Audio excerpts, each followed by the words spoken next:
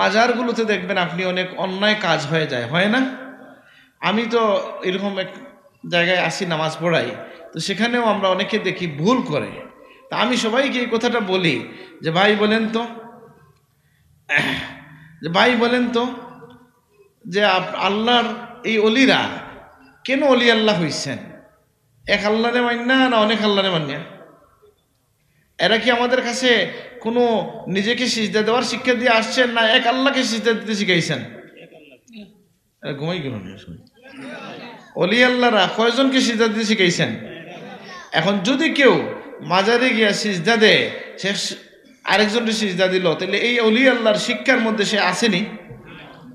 এইভাবে কোন অলি আল্লাহর নামেও যদি কেউ শিরিক চালাইতে চায়, আপনি এই কথা তাকে বলেন, যেমন আল্লাহ তাআলা বলেছেন ইন্না ইব্রাহিম কানা উম্মাহ, ইব্রাহিম নিজে কানিতাল লিল্লাহি হানিফান, তিনি হচ্ছেন আল্লাহর জন্য কি নিবেদিত প্রাণ এবং সরল সঠিক পথের অনুসারী, লাম ইয়াকু মিনাল মুশরিকিন, তিনি অনেক ক্ষুধার পূজা করতেন না, তিনি মুশরিক ছিলেন না।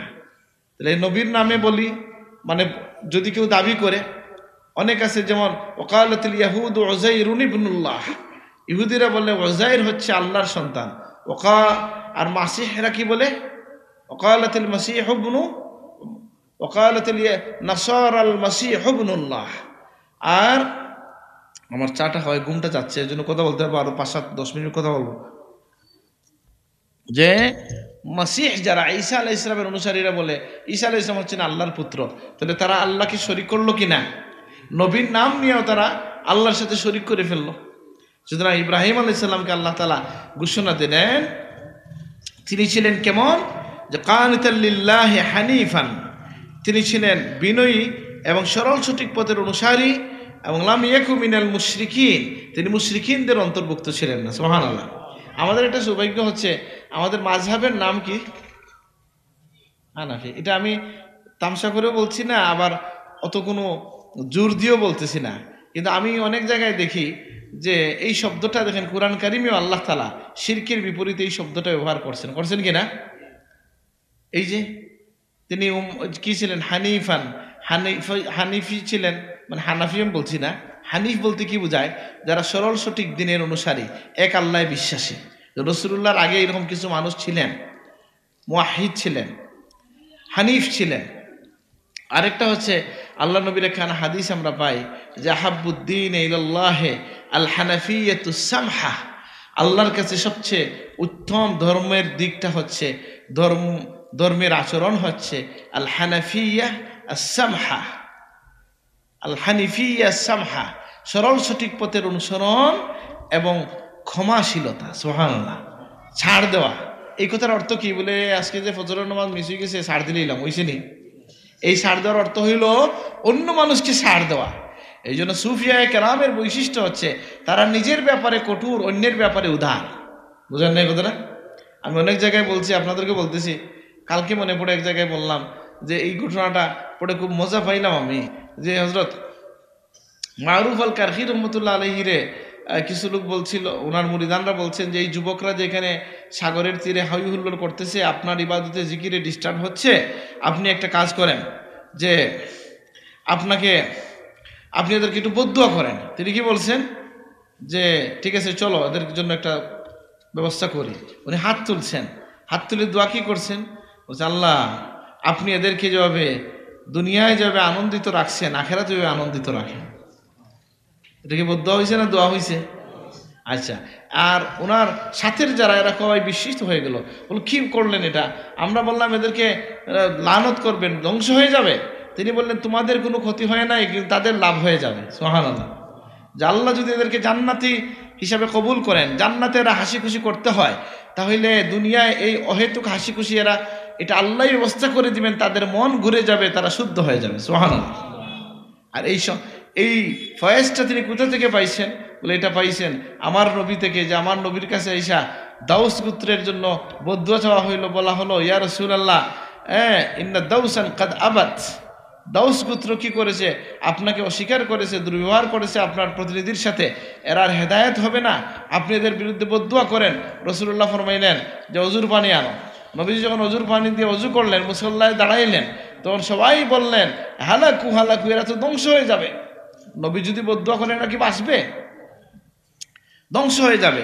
নবীজি হাত তুলে দোয়া করলেন আর বললেন আল্লাহুম্মাহদি দাউসান ওয়া আতি বিহিম, আল্লাহ দাউস গোত্রকে হেদায়েত দিয়ে আমার দলভুক্ত করে দাও। সুবহানাল্লাহ। তাহলে আমরা বুঝলাম যে এই যে আম্বিয়া আলাইহিমুস সালামের এই আদর্শকে ধারণ করেছেন, আমাদের মধ্যে কিছু মানুষ যে এটা ধারণ করতে পারবে, যে যত বেশি রাসূলুল্লাহর আখলাকে চরিত্রে চরিত্রবান হবে সে তত বড় ওলি আল্লাহ। বুঝেন নাই?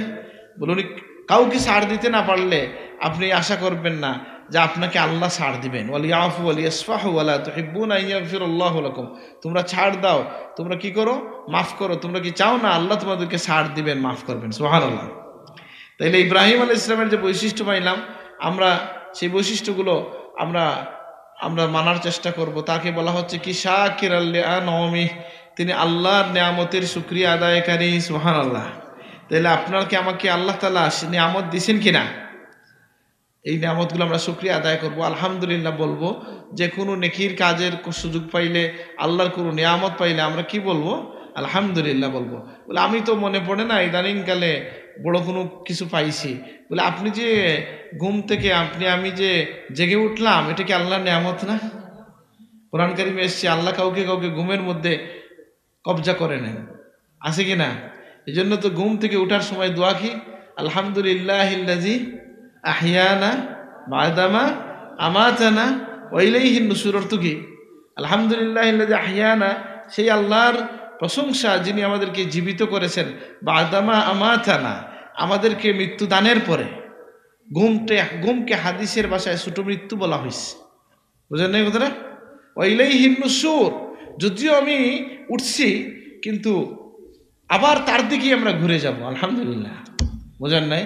মানে যদিও আমি এখন উঠছি কিন্তু একসময় তার দিকে ঘুরে যেতে হবে কিনা, এই কথাই আছে। আলহামদুলিল্লাহিল্লাযী আহিয়ানা বাদামা আমাতানা ওয়া ইলাইহিন নুশুর, যে তার দিকে আমাদের আবার প্রত্যাবর্তন। এই জন্য প্রত্যেক দিনই সবাই আমরা আল্লাহর নিয়ামত লাভ করছি কিনা? আর যে শ্বাস প্রশ্বাস দিচ্ছে এটা আল্লাহর দয়া কিনা? সুস্থ আছে এটা আল্লাহর দয়া কিনা? এইভাবে খাবার পাচ্ছি এটা আল্লাহর দয়া, নিরাপদ আছে এটা আল্লাহর দয়া। নিরাপত্তাও অনেক বড় বিষয়। একজন দোয়া করছিল যে আল্লাহ আমাকে ধৈর্য ধারণের তৌফিক দান করেন। আল্লাহর হাবিব বলছেন তুমি তো বিপদ রেখে আনতেছো, তুমি বরং আল্লাহর কাছে আফিয়তের দোয়া করো, আল্লাহর কাছে চাও যে আল্লাহ যেন তোমাকে নিরাপদ রাখেন, বিপদে না ফেলেন। ধৈর্যের প্রশ্ন তো আসে বিপদে পড়লে, নাকি? বিপদ থেকেই তুমি মাফানা চাও যে আল্লাহুম্মা ইন্নী আসআলুকাল আফওয়া ওয়াল আফিয়াহ। নাসাই শরীফে এসছে রাসূলুল্লাহ খুব বেশি দোয়া করতেন, বিভিন্ন ভাষা আসছে। কোনো জায়গায় আছে আল্লাহুম্মা ইন্নী আসআলুকাল আফিয়াহ, কোনো জায়গায় আছে আল্লাহুম্মা ইন্নী আসআলুকাল আফওয়া ওয়াল আফিয়াহ, যে আল্লাহ আমি তোমার কাছে ক্ষমা চাই এবং সার্বিক নিরাপত্তা চাই। নিরাপদ না থাকলে মানুষ আল্লাহর ইবাদত করতেও পারবে না। ভয়ের পরিবেশে সে কি ভালোভাবে নামাজ পড়তে পারবে না। তো যাই হোক, আমি যেটা বলছিলাম যে আল্লাহ তাআলা তাকে কি করেছেন? বলছেন আমি তাকে বাছাই করেছি, ইজতাবাহু ওয়া হাদাহু ইলা সিরাতিম মুস্তাকিম, আমি তাকে বাছাই করেছি আমার জন্য, ওয়া হাদাহু, এবং তাকে হেদায়েত দিছি, ইলা সিরাতিম মুস্তাকিম, সঠিক পথের দিকে। সুবহানাল্লাহ। বলে আল্লাহ কি এখন আমার কিতাব বানাইবা? বলে আল্লাহ এখনো আপনাকে বাছাই করতে পারেন কিনা? বলে নবী আল্লাহ বানান না, কিন্তু ওলি আল্লাহ বানান কিনা? আমাদের এখানের মধ্যে আল্লাহর কোনো ওলি থাকতে পারে না? আর আমি জানি না, মোল্লা আলী কারীর রহমাতুল্লাহ দুইটা কথাই মনে পড়তেছে। একটা উনি বলছেন যে সাধারণ মানুষের মধ্যে শুহরত হইতে হবে, ওলি আল্লাহ হওয়ার জন্য এটা শর্ত না। আল্লাহ কোনো অলিকে গোপন রাখেন, কিয়ামতের দিন সবাই তাকে চিনতে পারবে। বুঝেন নাই? এমন সাধারণ মানুষ আছে যাকে আপনি হিসাব করেন না, হয়তো আল্লাহর সাথে তার একটা বিশেষ সম্পর্ক রয়ে গেছে। সুবহানাল্লাহ। জীবনে সে এমন কোনো ত্যাগ করছে, কোরবানি করছে, এমন কোনো কথা বলছে, এমন কোনো কাজ করছে, আল্লাহ তাকে তার ওলিদের খাতায় নাম লিখে নিয়েছেন। সুবহানাল্লাহ। রুব্বা আশআস আকবার লাউ মাতরুদুন ফিল আবওয়াব লাউ আকসামা লা আবাররাহ লাউ আকসামা আলাল্লাহি লা আবাররাহ। নানা ভাষায় হাদিস এসছে যে অনেক সময় দুরূদশরিত মলিন পোশাকের এমন বান্দা আছে যে কিনা যে দুয়ারে দুয়ারে যাকে গুরুত্ব দেওয়া হয় না, ফিরাইয়ে দেওয়া হয়, কিন্তু সে যদি আল্লাহকে কিছু বলে আল্লাহ তাকে কবুল করে নেন। সুবহানাল্লাহ। তাহলে আমাদেরকেও আল্লাহ তাআলা বাছাই করতে পারেন। আপনি বলবেন যে 40 বছর থেকে তো নামাজ পড়ি, কোনো কারামতি তো প্রকাশ পাইল না। আছে না, অনেক মানুষ আছে তাহাজ্জুদ আল্লাহ বিল্লাহ করতে করতে এক সময় যে সে বলে কি যে আহা আমি তো কোনো কারামতি বুঝি না। এই কথাও মোল্লা আলী কারি রহমতুল্লাহ আলাইহি বলছেন কি যে আল ইস্তিকামা, হ্যাঁ আল ইস্তিকামা খায়রুম মিন আলফি কারামাহ। সুবহানাল্লাহ। যে দিনের উপর কিছু সময় আল্লাহর দিনের উপর ইস্তিকামত, নবীর শরীয়তের উপর ইস্তিকামত হাজারো কারামতের চেয়েও বড় কারামত। সুবহানাল্লাহ। আপনি নামাজ পড়তে পারছেন, এটাই এই রাইতের জন্য আপনার কারামত। বুঝেন না কথাটা? আজকে ফজর পড়তে পারছি এই দিনের জন্য, এই সময়ের জন্য, এটাই আমার কারামতি। যে বহু মানুষ পারে নাই, ঘুমাইছিল, আমি পারছি, এটাই আমার কারামত। আলহামদুলিল্লাহ। এটা তো প্রসিদ্ধ ঘটনা, আমরা বহু জায়গায় বলছি এবং সব মসলকের লোকজনই দেখছি এটা বলে। সেটা কি যে এক একজন এক এক উদ্দেশ্যে বলে হয়তো, কিন্তু কথাটা খুব ঠিক।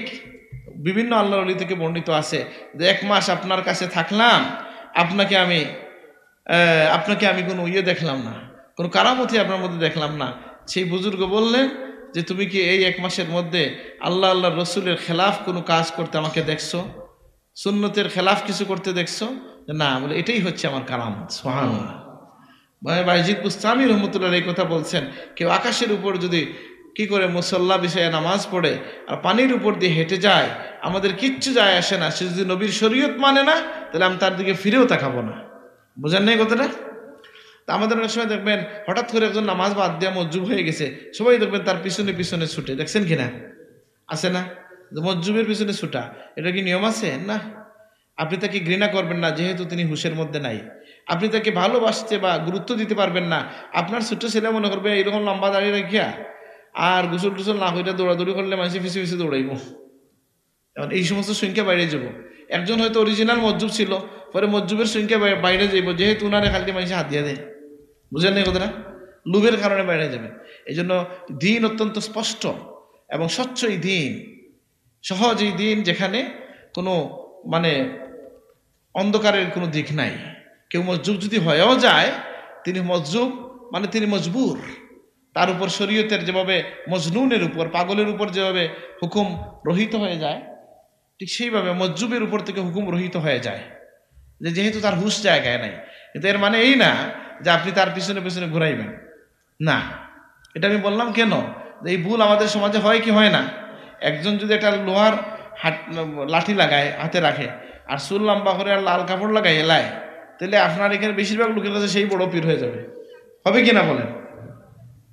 এখন এটা দেখে যদি কেউ মনে করে যে ঠিক আছে তাহলে লাগাই দিই, অরিজিনাল যদি কেউ হুঁশে থাকে না, সেটা ভিন্ন বিষয়। তাকে আপনি করবেন না, নিন্দা করবেন না, আবার তাকে আপনি মান্যতাও দিতে পারবেন না, কারণ শরীয়ত যেহেতু তিনি মানতে পারতেছেন না। তো যাই হোক, ইব্রাহিম আলাইহিস সালামের কয়েকটা গুণের কথা বললাম। একটা হচ্ছে কি, তিনি আল্লাহর জন্য বিনয়ী ছিলেন, তিনি হানিফ ছিলেন, কানিত ছিলেন। তিনি কি ছিলেন? তিনি লাম ইয়াকু মিনাল মুশরিকিন, মুশরিকিনদের অন্তর্ভুক্ত ছিলেন না। শাকিরান লিআনউমিহি, আল্লাহর নিয়ামতের শুকর গুজার ছিলেন। সুবহানাল্লাহ। আমাদেরকে আল্লাহ তাআলা নিয়ামতের শুকর আদায় করার জন্য বলছেন কিনা? কি বলছেন? বলছেন যে তোমরা লাইন শাকারতুম লাযীদান্নাকুম, তোমরা শুকরিয়া আদায় করলে আমি আল্লাহ বাড়াইয়ে দেব। সুবহানাল্লাহ। আল্লাহর রাসূল এই দোয়া করেছেন, আল্লাহুম্মা জাআলনি শাকুরান ওয়া জাআলনি সাবুরা ওয়া জাআলনি ফি আইনি সগীরান ওয়া ফি আইনিন নাসি কাবীরা। আল্লাহুম্মা জাআলনি সাবুরা, আল্লাহ আমাকে বানায় দেন ধৈর্যশীল, ওয়া জাআলনি শাকুরা, এবং আমাকে শুকরগুজার বানায় দেন।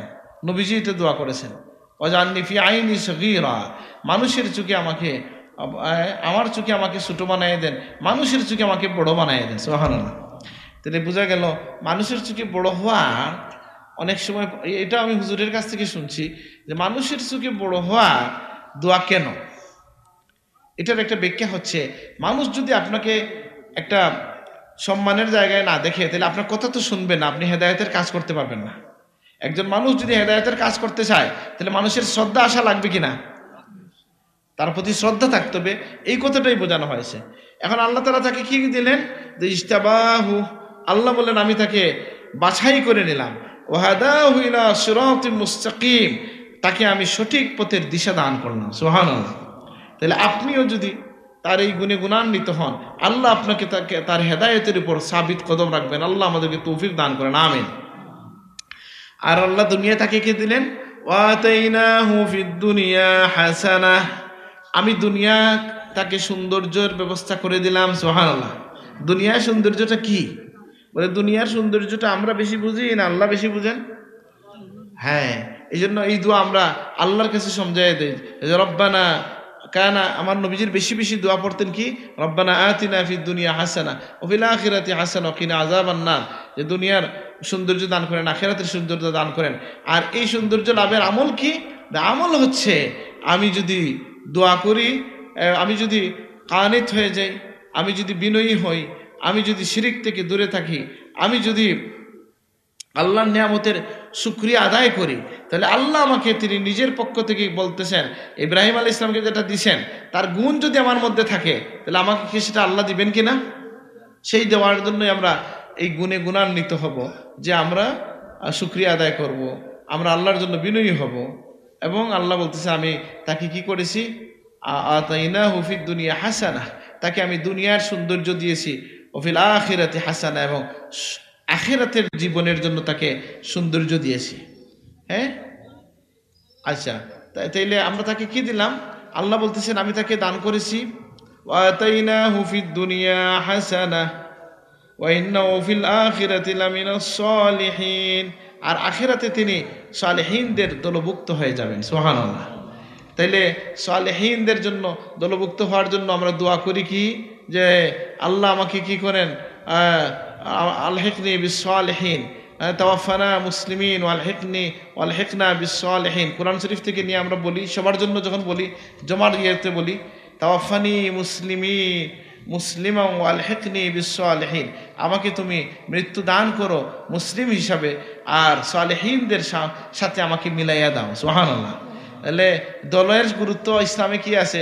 বলে দল সালেহীনদের দলে ঢুকতে হয়। দেখা যায় ওয়ারকাউ মা'আর রাকিঈন বলা হয়েছে কিনা? রুকুকারীদের সাথে রুকু দাও। আবার জান্নাতে প্রবেশের আগে আল্লাহ বলবেন তোমরা ফাদখুলি ফি ইবাদি, আমার বান্দাদের দলভুক্ত হয়ে জান্নাতে চলে যাও। সুবহানাল্লাহ। তো এই জন্য নেককারদের সঙ্গ আমাদের প্রয়োজন হয়। তো যাই হোক, আমি শেষ করবো এই কথার উপরে যে ইব্রাহিম আলাইহিস সালামের কয়েকটা গুণের কথা আমি বললাম। প্রথমে যেটা বললাম যে তিনি অত্যন্ত ধৈর্যের পরিচয় দিয়েছেন, যে তিনি তার সন্তানকে কুরবানি দিতে লাগছেন। আর আল্লাহ তাকে লকব দিছেন কি? যে তিনি হচ্ছেন মুহসিন। ইন্না কাযালিকা নাজজিল মুহসিনিন, আমি এইভাবে মুহসিনিনদেরকে, মানে যেমন ইব্রাহিমকে দিয়েছি তার সন্তান কুরবানি করতে উদ্যত হওয়ার পরেও তিনি কুরবানি করা লাগে নাই, আমি তাকে কুরবানির সওয়াবও দিছি, আবার গোশত খাওয়ার ব্যবস্থাও দিয়ে দিছি। আমাদেরকে আল্লাহ এটা দিছেন কিনা? হ্যাঁ। এই কুরবানির মধ্যে ত্যাগ আছে কিনা?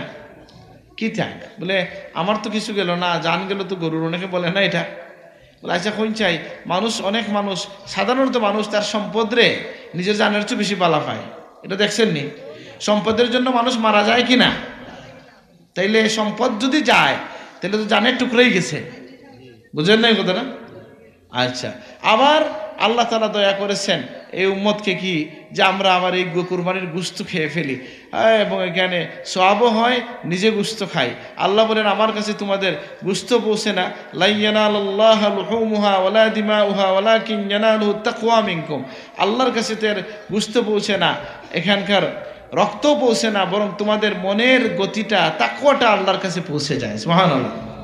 এটা কুরবানির আগের ওয়াজ আমি এখন করলাম, যেহেতু ইব্রাহিম আলাইহিস সালামের কথা আসছে, যে আমরা কি করব?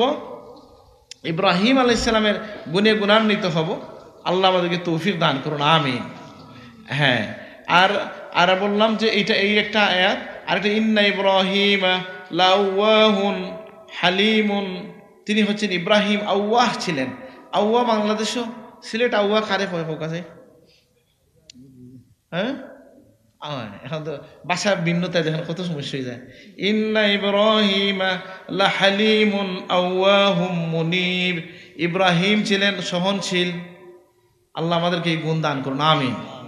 আর কি আওয়াহুন মানে কাসীরুত তাদাররু, বেশি বেশি যিনি কান্নাকাটি করেন, আল্লাহর কাছে বেশি বেশি কান্নাকাটি করতেন, আর আল্লাহর প্রতি অভিমুখী ছিলেন, আল্লাহর দিকে আগুয়ান ছিলেন। আরে ইবনে আলী রাদিয়াল্লাহু আনহু বুখারী শরীফে এসেছে, আমার যতটুকু মনে পড়ে, বড় সাহেবের ক্লাসে এটা পড়ছি আমরা, যে মানুষ হচ্ছে দুই প্রকার, আবনা উদ দুনিয়া আবনা উল আখিরা। দুনিয়ার সন্তান আখেরাতের সন্তান, মানে কি দুনিয়ার অন্বেষী আখেরাতের অন্বেষী, এই দুই ভাগ হয়ে যায় মানুষ। তাহলে আমরা মুসলমানরা কোন ভাগ? আখেরাতমুখী। বলেন কোন মুখী?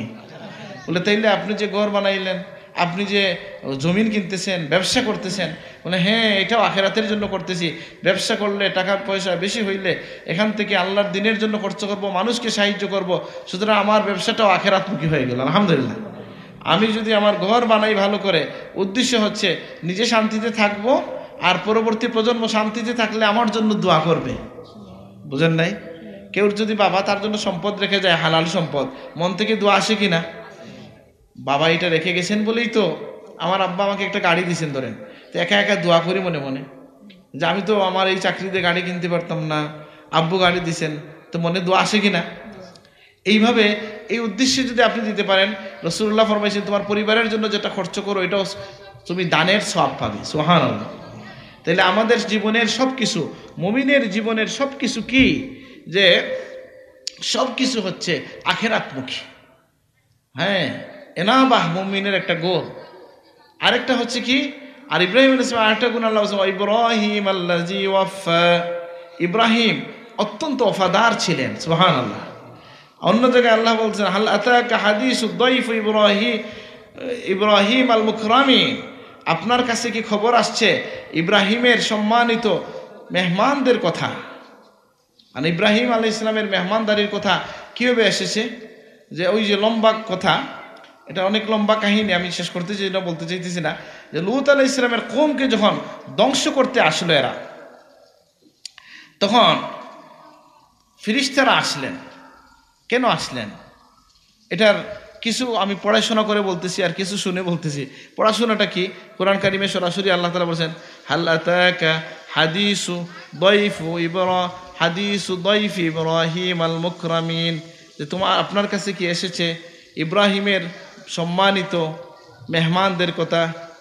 ইজ দাখালু আলাইহি, যখন তারা তার কাছে প্রবেশ করলেন, ফাকালু সালামা, তারা বললেন সালাম জানাই। কাকে সালাম দিলেন? ইব্রাহিম আলাইহিস সালামকে। আর তিনি বললেন ক্বালা সালামুন কওমুম মুনকারুন, তারা বললেন কি? তিনি বললেন যে আমি তো চিনলাম না কোন গ্রুপ আসলো, তাদেরকে সালাম জানাই। কোরআনের ভাষায় আর কি। এরা কারা ছিল? ফেরেশতা ছিলেন। আসছিলেন কেন? লূত আলাইহিস সালামের কওমকে ধ্বংস করতে। আয়েশা ইব্রাহিম আলাইহিস সালামের মেহমান হয়েছিলেন। ইব্রাহিম আলাইহিস সালামের মেহমানটা তিনি কেন হলেন? ইব্রাহিম আলাইহিস সালামের মেহমান কেন হলেন? এটার একটা কারণ বলা হয়, তাফসিরে এসছে, ইবনে কাসির, তাবারি, এগুলো খুললে পাবেন যে ইব্রাহিম আলাইহিস সালাম মেহমান ছাড়া খাইতেন না। কি করতেন না? মেহমান ছাড়া খাইতেন না। তো একবার হইছে কয়েক ওয়াক্ত চলে গেছে, মেহমান নাই জন্য উনি খাবার নিচ্ছেন না। আল্লাহ তাআলা ফেরেশতাদেরকে বলছেন শুনো, তোমরা একটা কাজ করো, যাও গিয়ে আমার নবীর মেহমান হও, তাহলে তোমাদেরকে নিয়ে উনি খাইতে বসবেন, তার খাওয়াটা হয়ে যাবে। সুবহানাল্লাহ। এই তাহলে মেহমান আসলে কি মনে করবো যে আমার তো ভাগ কমে গেল, না ভাগাভাগি করে খাবো? রাসূলুল্লাহ বলছেন মুমিনের মাদুবার মধ্যে অনেক হাত পড়বে, ভাগাভাগি করে খাওয়া। ইব্রাহিম আলাইহিস সালাম একটা বৈশিষ্ট্য হচ্ছে যে তিনি মেহমান নেওয়াজ ছিলেন। পুরাপুরি একটা দুম্বা তাদের জন্য তিনি উট জবাই করে ফেলছেন, বা দুম্বা জবাই করে ফেলছেন তাদের জন্য। কোরআনে আল্লাহ তার প্রশংসা করছেন। এতে বোঝা গেল ইব্রাহিম আলাইহিস সালাম কেমন ছিলেন? মেহমান নওয়াজ ছিলেন। রাসূলুল্লাহ ফরমাইছেন মান কানা ইউমিনু বিল্লাহ ওয়াল ইয়াউমিল আখির, কি করবেন? ফালইউকরিম দাইফাহ, যে ব্যক্তি আল্লাহর উপর বিশ্বাস রাখে, আখিরাতের উপর বিশ্বাস রাখে, সে যেন তার মেহমানকে কদর করে। সুবহানাল্লাহ। নবীজি এটা বললেন। ইব্রাহিম আলাইহিস সালামের মধ্যে এই বৈশিষ্ট্য যে তিনি খুব মেহমান নওয়াজ ছিলেন। আরেকটা বৈশিষ্ট্য ছিল তিনি কেমন ছিলেন, যে তিনি অত্যন্ত ধৈর্যশীল ছিলেন। এটা বলছি আল্লাহ নবীকে আল্লাহ বলছেন ফাসবির কামা সাবারা উলুল আজমি মিনার রসুল, রসুলগণের মধ্যে উলুল আজম অতি সম্মানিত নবীগণ যেভাবে ধৈর্য ধরেছেন, আপনি সেভাবে ধৈর্য ধারণ করুন। এর মধ্যে প্রথম যার নাম আসে তিনি হচ্ছেন ইব্রাহিম আলাইহিস সালাম, উলুল আজম নবী। তাহলে তার বৈশিষ্ট্য কি? তিনি ধৈর্যশীল ছিলেন, তিনি মেহমান নওয়াজ ছিলেন, তিনি কান্নাকাটি করতেন নাকি, তিনি নিয়ামতের শুকরিয়া আদায় করতেন, তিনি আল্লাহর জন্য বিনয়ী হয়ে নামাজে দাঁড়াইতেন, তিনি দিন সহজ সরল দিনকে করতেন, অনুসরণ করতেন, তিনি শিরকের কাছেও যেতেন না। তাহলে আমি আজকে আমার বক্তব্য জায়গায় শেষ করলাম যে আল্লাহ তাআলা আমাদেরকে যে বলছেন, আমি এই আয়াতটা পুরোপুরি মনে করতে পারতেছি না আর কি। লাকাদ, আয়াতটা কেউ হাফিজ সাহেব থাকলে বলেন তো। লাকাদ কানা লাকুম উসওয়াতুন হাসানাতুন ফি ইব্রাহিম ওয়াল্লাযিনা আমানু মা। কেউ হাফিজ সাহেব আসেননি? আমার জানা মতো এরকম একটা আয়াত আছে সূরা মুমতাহিনার মধ্যে, যে তোমাদের জন্য উসওয়া হচ্ছে, আদর্শ হচ্ছে ইব্রাহিম এবং তার সাথে যারা ঈমান আনছে তাদের মধ্যে। তো ইব্রাহিম আলাইহিস সালামের মধ্যে আদর্শগুলো কি কি পাইলাম? আঙ্গুলে গনে গনে বলতে পারছি না কিছু আমরা? বলেন কি? প্রথমটা বলেন। তিনি কানিতান লিল্লাহ ছিলেন, তিনি এক উম্মত, একজন হইয়া একাই 100 ছিলেন। সুবহানাল্লাহ। বলে সমাজের সবাই মিললে যেহেতু ওবাই গেছে, জাল বুট দের তার আমিও দিব। বুঝেন না কথাটা? আসেনি এটা? বাবা জাল বুট দিলে কি তা হয়? কিচ্ছু তো হয় না, হলেও তো দের। বলে হলে দেওয়ার জন্য আপনি দিবেন না আপনি টাইট হইয়া বসবেন যে আমি একাই 100, সবাই দিলেও আমি দিব না? আছে কি না? মানে এটা করা, এটা একটা উদাহরণ দিলাম। বুট দেওয়া ঠিক কিনা এটাও আমি নিজেও আসলে বুঝি না, তারপরেও মানে আমার কাছে ক্লিয়ার না বিষয়টা। বর্তমান যে বুটাবুটির যে গণতান্ত্রিক যে নির্বাচনিক প্রক্রিয়া আছে, এটার সবচেয়ে বড় ক্ষতিকর দিকটা হচ্ছে কি, আজকেই আমাদের এক মুহাদ্দিসের সাথে আলাপ করলাম, এটা সবচেয়ে বড় ক্ষতি হইল, এই বর্তমান গণতান্ত্রিক বুটাবুটি প্রক্রিয়ার সবচেয়ে বড় ক্ষতিকর দিক হইল যে ইসলামের ইমানের পরে সবচেয়ে বড় যে গুণ মানুষের ইখলাস, এটা শেষ করে দেয়। উদাহরণ দিব আপনাকে।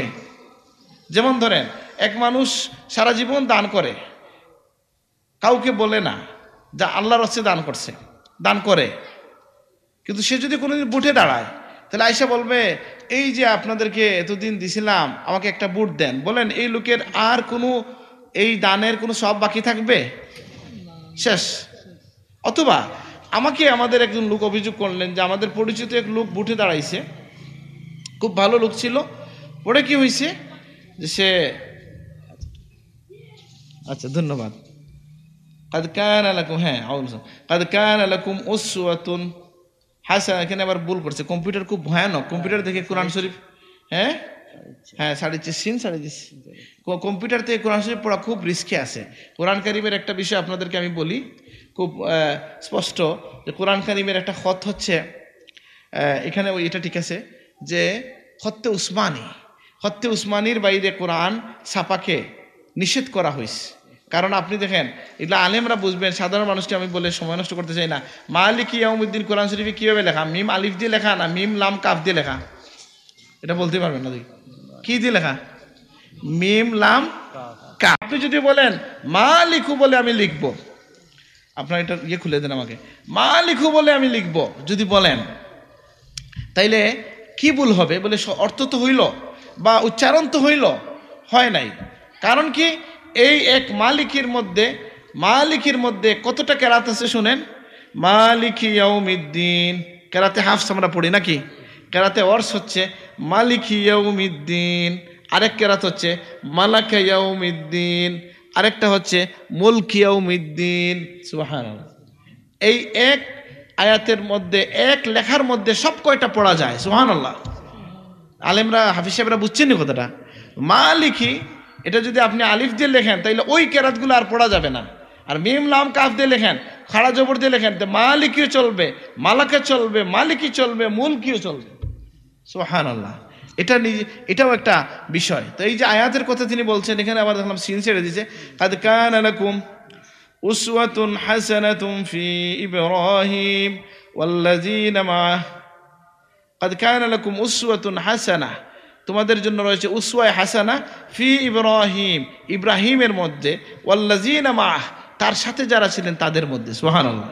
তাহলে ইব্রাহিম আলাইহিস সালামের মধ্যে কাদ কানা লাকুম উসওয়াতুন হাসানাতুন ফি ইব্রাহিম, তোমাদের জন্য উসওয়ায়ে হাসানা আছে কার মধ্যে? ইব্রাহিমের মধ্যে এবং তার সাথে যারা ছিলেন তাদের মধ্যে। সুবহানাল্লাহ।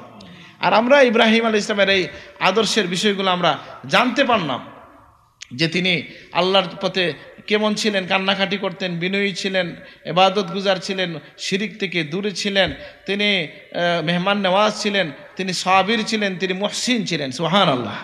আল্লাহ আমাদেরকে এই গুণ ধারণ করার তৌফিক দান করুন, আমিন।